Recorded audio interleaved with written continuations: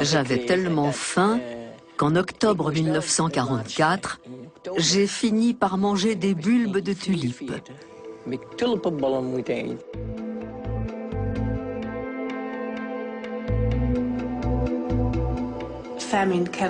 La famine ne peut pas modifier directement les gènes, mais nous pensons qu'elle peut entraîner leur activation ou leur inhibition.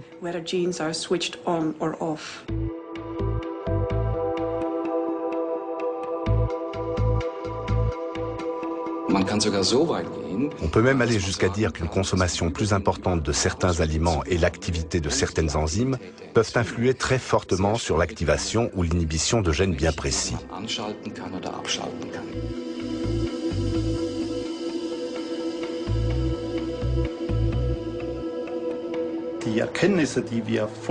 D'après les connaissances que nous avons pu recueillir, essentiellement grâce au système modèle, il apparaît que l'environnement peut avoir une influence sur les gènes.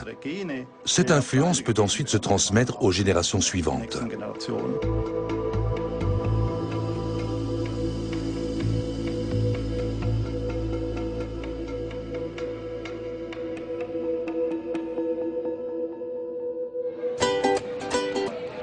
Dis-moi ce que tu manges, je te dirai qui tu es.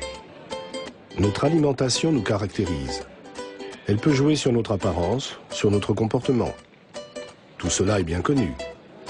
Ce que nous savons moins en revanche, c'est qu'elle a aussi un impact sur nos gènes. C'est le domaine d'une science relativement récente, l'épigénétique.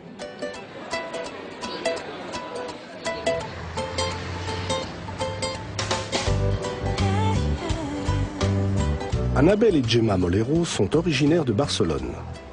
Ce sont des jumelles issues du même œuf, absolument identiques génétiquement.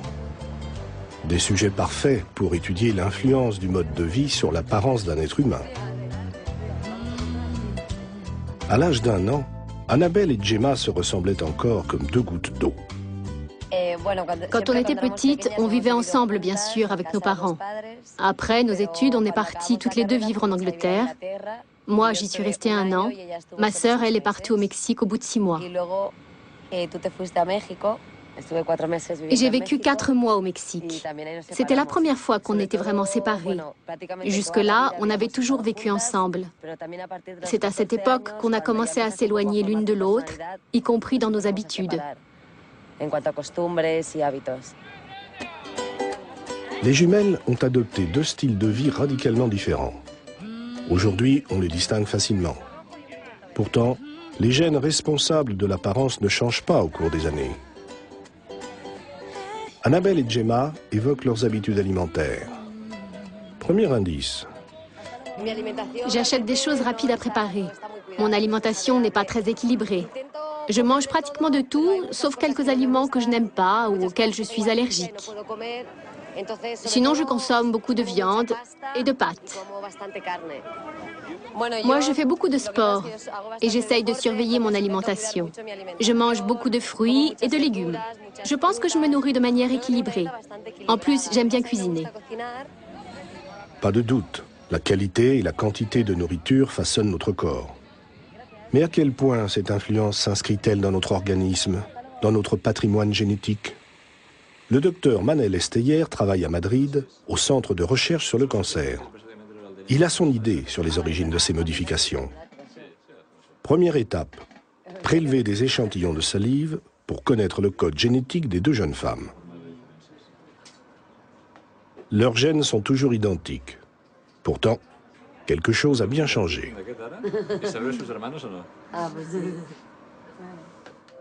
Les chromosomes se trouvent à l'intérieur du noyau de la cellule.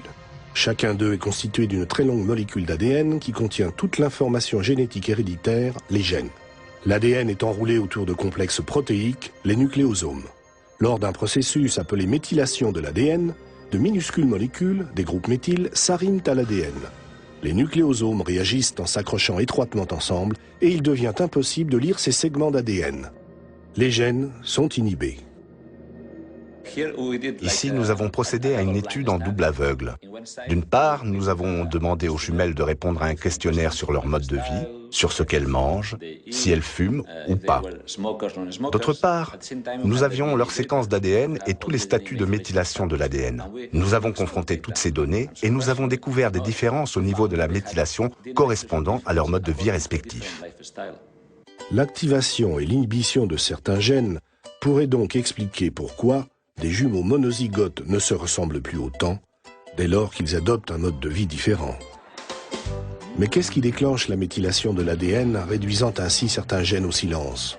Pour y répondre, Manel Esteyer a enquêté auprès de centaines de jumeaux et jumelles. Nous sommes tombés sur un cas très surprenant, deux frères, des jumeaux, qui menaient des vies très différentes. L'un vivait dans une grande ville et était souvent malade. L'autre vivait à la campagne et était en parfaite santé. Du point de vue de leur épigénome, ils étaient deux personnes totalement différentes, bien qu'ils aient toujours le même code génétique. C'est l'un des cas les plus spectaculaires que nous ayons rencontrés. L'épigénome est une sorte de cartographie du génome qui montre quels gènes sont actifs ou ne le sont pas. Lorsqu'il étudie des jumeaux, Manel Esteyer compare leur épigénome respectif. Voici une de ces études sur les jumeaux. Là, il s'agit de deux jumeaux qui souffrent de la même maladie. Cette ligne est droite, ce qui signifie qu'il n'y a aucune différence en matière d'épigénétique. Ces autres jumeaux présentent chacun une maladie différente. Les points qui apparaissent ici, en dehors de la ligne droite, indiquent des altérations épigénétiques. En administrant aux jumeaux malades un traitement adapté, tous les points se réalignent.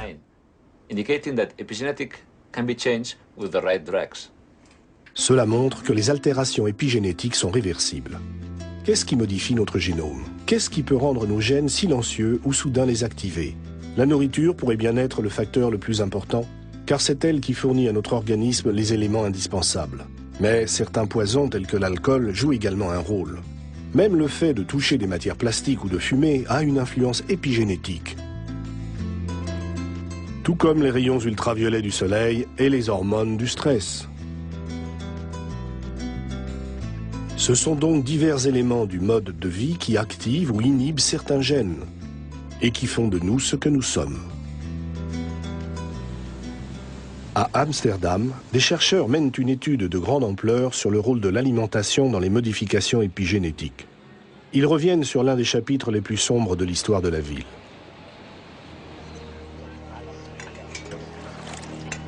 Hiver 44-45. L'occupant allemand a bloqué l'approvisionnement en nourriture des Néerlandais. Il n'y a plus rien à manger. Des milliers de gens meurent de faim.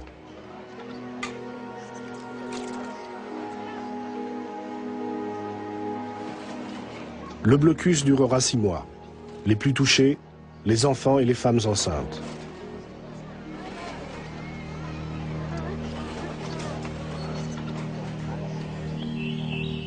Le docteur Tessa Rosbaum mène une étude sur les mères de cette époque.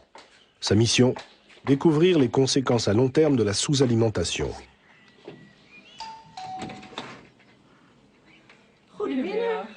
Loos Oes est l'une de ces femmes. Âgée de 87 ans aujourd'hui, Loos a dû, au moment du blocus, faire la queue pendant des heures pour se nourrir alors qu'elle était enceinte. Elle raconte son accouchement.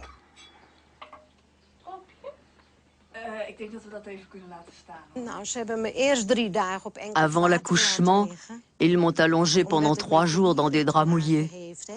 Ça m'a causé une sorte d'infection rénale. Ensuite, ils m'ont provoqué des contractions pour que l'enfant naisse plus tôt. J'avais des douleurs atroces et il a fallu m'attacher, sinon j'aurais tout cassé. J'ai même été aveugle pendant quelques jours et je ne pouvais plus parler. J'avais la langue qui pendait jusque-là. Je ne me souviens de rien d'autre. C'était terrible.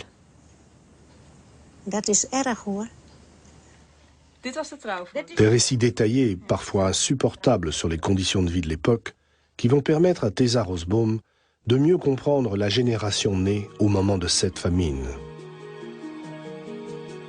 Des témoignages de ce genre, la scientifique en a des cartons entiers. Le matériau d'une étude unique en son genre. Nulle part ailleurs, on a pu suivre sur une si longue période les conséquences d'une extrême sous-alimentation chez les femmes enceintes et leurs bébés à naître.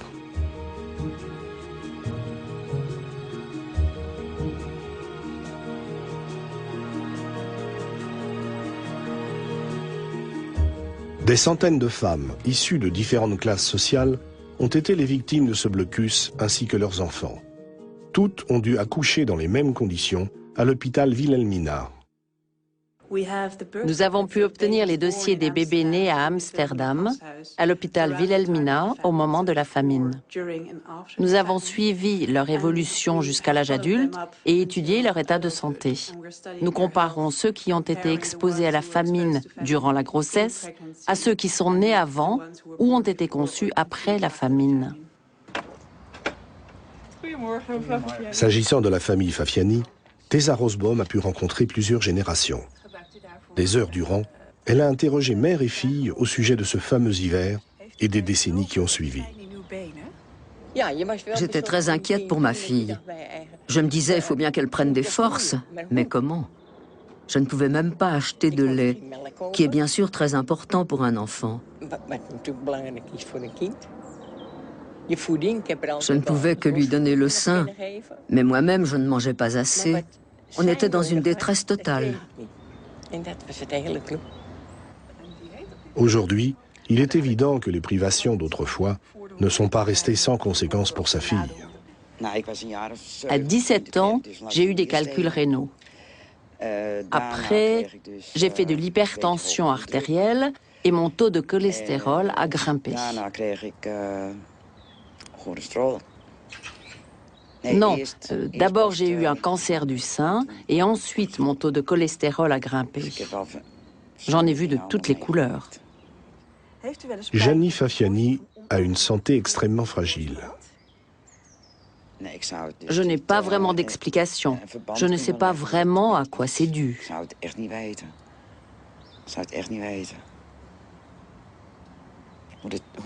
J'imagine que ça a un rapport avec la famine, parce que ma sœur, qui a quelques années de moins que moi, n'a aucun problème. Mon frère non plus. Dans la famille, je suis celle qui cumule tous les problèmes de santé. De toute évidence, une information liée à la sous-alimentation pendant cette période de famine s'est imprimée dans l'organisme du bébé, à vie. On peut observer que les gens qui sont nés avec un poids et une taille plutôt bas présentent des risques beaucoup plus élevés de développer certaines maladies. Par exemple, un diabète de type 2 ou une maladie cardiovasculaire. On appelle ça les facteurs de risque environnementaux des maladies adultes.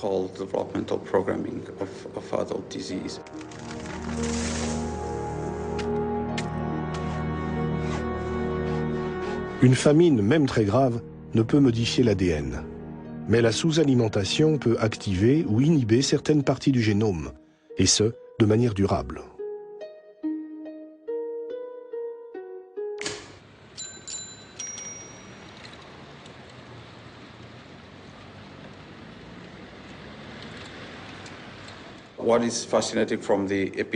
C'est vraiment fascinant. Un événement qui est survenu il y a très longtemps n'a un effet biologique que beaucoup plus tard. Les modifications épigénétiques restent en mémoire dans les cellules grâce à des marqueurs très stables. Ces marqueurs sont capables de restituer un souvenir du début de la vie de nombreuses décennies plus tard. L'inhibition de certains gènes peut avoir des répercussions dramatiques, comme le montrent certaines études menées en laboratoire.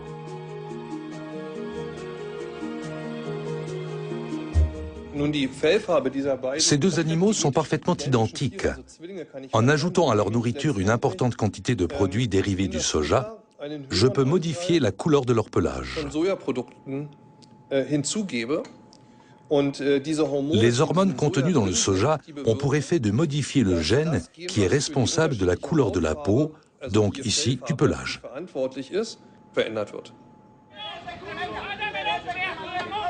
Les résultats obtenus sur des souris peuvent-ils être transposés aux êtres humains? Les aliments que nous consommons quotidiennement ont-ils une influence sur nos gènes?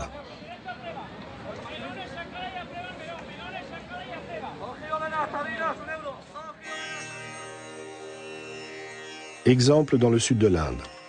Pour des motifs religieux, ce groupe ethnique ne consomme aucun produit animal. De manière générale, adultes et enfants jouissent d'une santé de fer, et ce malgré un manque d'hygiène frappant d'un point de vue occidental. Leur alimentation semble leur apporter tout ce dont leur organisme a besoin. Pourtant, si ces gens partaient vivre en Europe et continuaient à se nourrir de la même manière, ils tomberaient vite malades. La raison ? Les légumes que nous nettoyons avec soin ne contiennent plus les minuscules organismes vivants qui apportent à ces végétariens la vitamine B12, très importante d'un point de vue épigénétique. Dans l'est de l'Asie, les scientifiques ont découvert un autre phénomène baptisé paradoxe japonais. Malgré une société très industrialisée, le Japon déplore moins de cas de cancer que d'autres pays tout aussi avancés.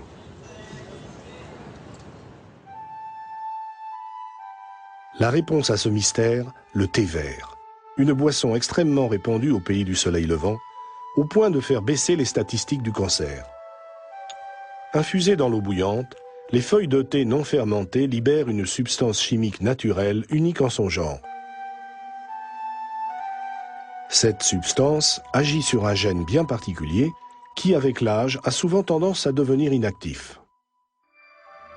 Le thé vert dissout les groupes méthyl du gène inhibé et le réactive. Ce gène produit alors une substance qui combat le cancer.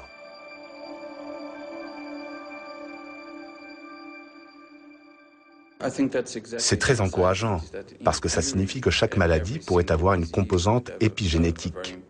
En effet, tous les gènes du génome sont régulés par des marqueurs épigénétiques.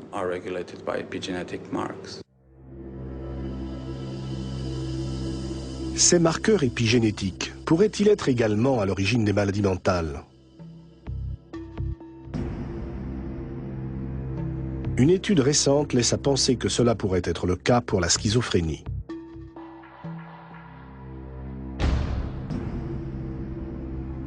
Cette fois encore, c'est une famine qui a fourni l'indice déterminant.